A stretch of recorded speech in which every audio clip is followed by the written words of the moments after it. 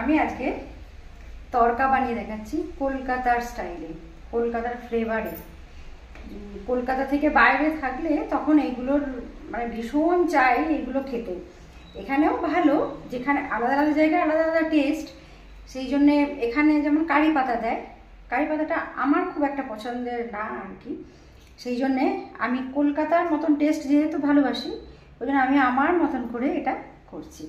দেখুন, এটা করতে লাগছে সবুজ মুগ আমি সিদ্ধ করে নিয়েছি, আর লাগছে আমার শুকনো লঙ্কা কুচি, কাঁচা লঙ্কা কুচি, রসুন, তেজপাতা, এলাচ, লবঙ্গ, দারচিনি, ধনে পাতা, লবণ, ডিমের ভুর্জি করে রেখে দিয়েছি, আর লাগছে পেঁয়াজ রসুন কুচি করা, কসুরি মেথি, জিরে আর ধনে গুঁড়ো, টমেটো, শুকনো লঙ্কা গুঁড়ো, আদা বাটা আর একটু হলুদ।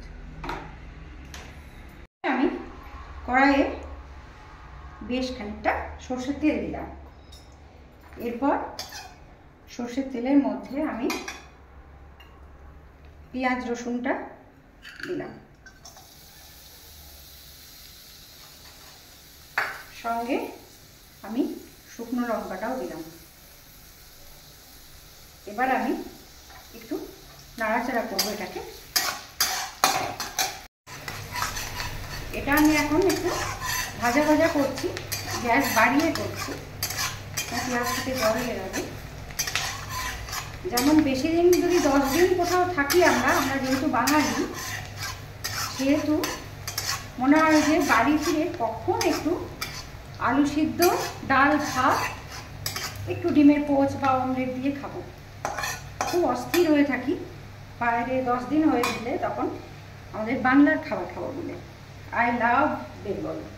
ভাজা হয়ে গেছে, এবার আমি এর মধ্যে গুঁড়ো মশলাটা দিয়ে দিলাম। এবার আমি শুকনো লঙ্কা গুঁড়োটাও দিয়ে দিলাম।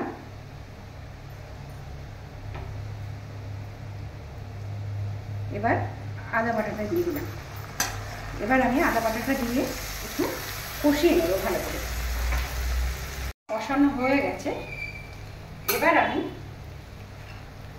এর মধ্যে তেজপাতাটা, আমার যেহেতু ফ্লেভারটা ভালো লাগে তেজপাতা, আর এই রসুন থেতো করা আছে, এটা আমি দিয়ে দিলাম। রসুনের ফ্লেভারটা একটু আমার ভালো লাগে তরকাতে। তারপর আমি এই লঙ্কা কুচিগুলো দিয়ে দিলাম, গরম মশলাটাও দিয়ে দিলাম।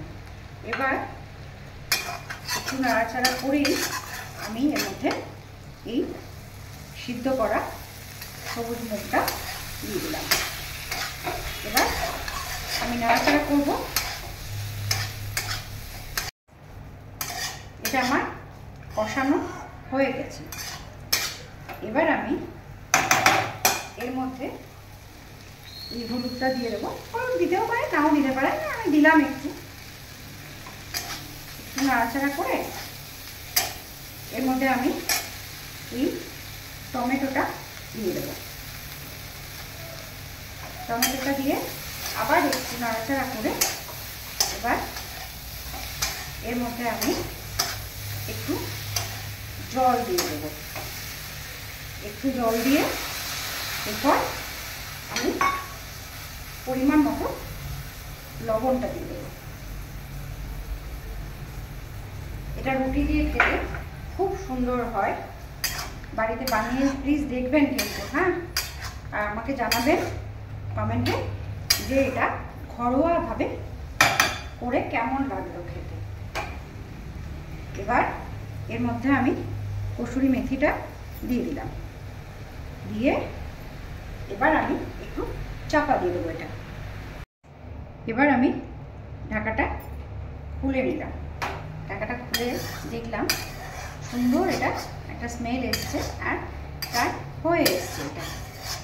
আসলে আমি এই ঘরোয়া পদ্ধতিতে যাতে সুন্দর টেস্টি রান্না হয় এটা আমি খেয়াল রাখি, কারণ আমার হাজব্যান্ড প্রত্যেক সপ্তাহেই ট্রাভেল করতে হয়, ফ্লাইটে হলেও ভোরবেলা থেকে মাঝ রাত অবধি। এবার আমাকে সেইটা মাথায় রেখে খাবার বানাতে হয় যাতে ওর হেলথটা ভালো থাকে। সেই জন্য খুব টেস্টি হয় খাবারগুলো। যদি আপনাদেরকে খাইয়ে দেখাতে পারতাম, স্মেলটা খুব সুন্দর এসছে। তরকাটা আমার রেডি হয়ে গেছে।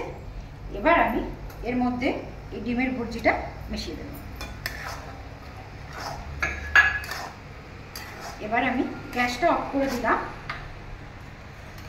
এবার এর মধ্যে ধনেপাতা দিলাম। এবার পরিবেশন করে দেখাবো। কলকাতা স্টাইলের তড়কা রেডি।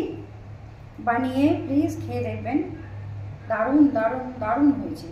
প্লিজ কমেন্ট করবেন, শেয়ার করবেন, সাবস্ক্রাইব করবেন। Thank you.